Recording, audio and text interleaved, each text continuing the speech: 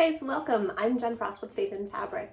Welcome to a very wet, rainy day in San Diego. I'll take it though. We are in a lot of need of rain, so it's a little darker in the studio today, so we'll play with the lighting a bit.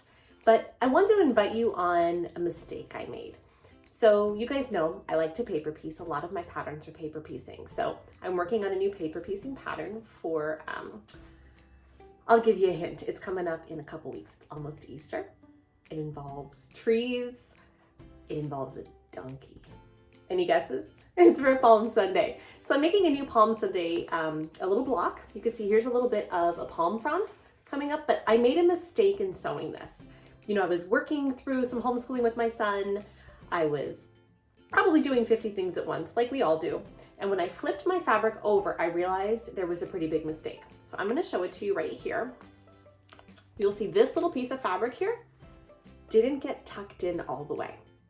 Now, normally when you make a mistake like this in paper piecing, you're like, I have no idea how to fix that because, you know, if you were to take, you have to take this seam out and this seam out and this seam out and all the way down, and then you have to take the main big seam off. That sounds really frustrating. So what I just wanted to do is show you a really quick way that you can fix that without having to rip anything out. Sound good? Let's go to the machine and take a look.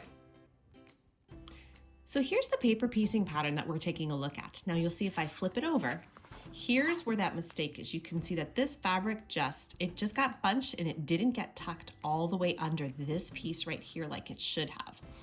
So what we're gonna do is we're gonna actually take just the paper off the back. We're gonna rip a seam in the paper on the back of that one, and we'll take a closer look at this when we zoom in here. But we're gonna rip the seam off. We're gonna just open this seam up to about here. We're gonna pull that fabric through, and then we're gonna reattach it and then tape our paper back. So let's get started.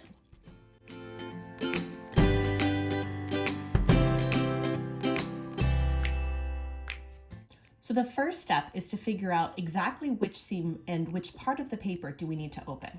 So if we look, this piece in green here is where the mistake is, and that one lays underneath this blue right here.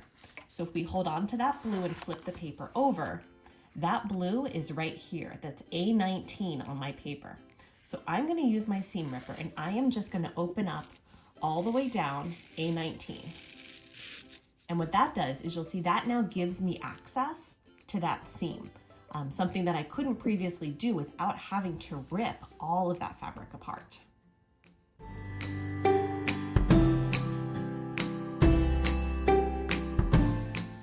The next step we're going to do is we're going to go ahead and open up this seam.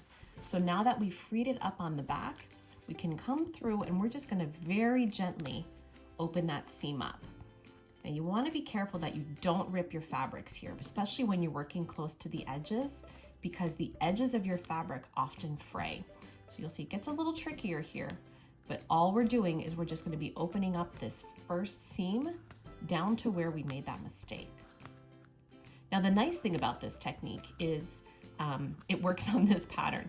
Now there are going to be some patterns where either the piecing is going to be a little too small or you're not going to be able to get in there all the way, but this is a really easy pattern for this mistake. So that's why we're going to go ahead here and make a tutorial for you.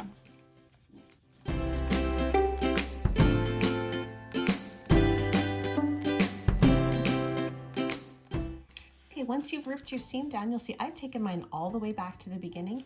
You're going to want to go ahead and get rid of all of your little loose threads. You can just pull all those out of the way. And you want to really finger press your fabric. Now you'll see my fabric had been folded like this when it stuck out. So what I want to do, and we'll zoom in here a little bit closer. What you want to do is really finger press this down. You can even use your iron. My iron is not turned on at the moment. That's why I'm not heading over. But you really want to go through and press that seam to where it should be, because it's going to be folded the wrong way, obviously, because you had, like me, you had sewn it in the wrong direction. So I'm going to finger press that down, and then you're going to come back and you're going to line. We're going to come back in the next step, and we're going to line our two seams up.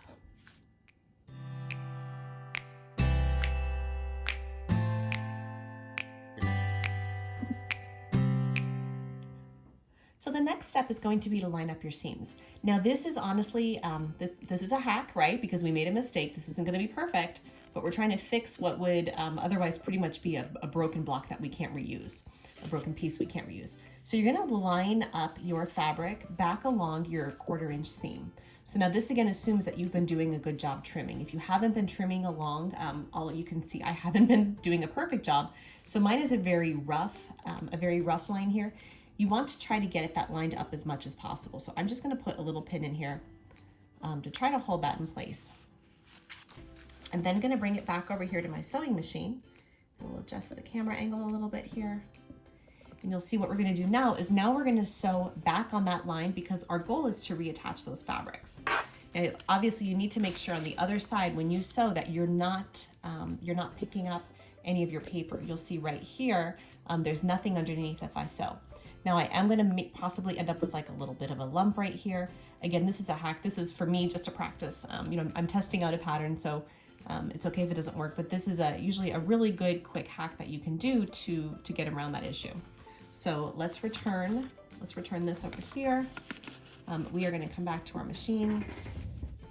It's nice and bright. Lights turn back on, and we are gonna sew that seam that we just had. So let's go through it here.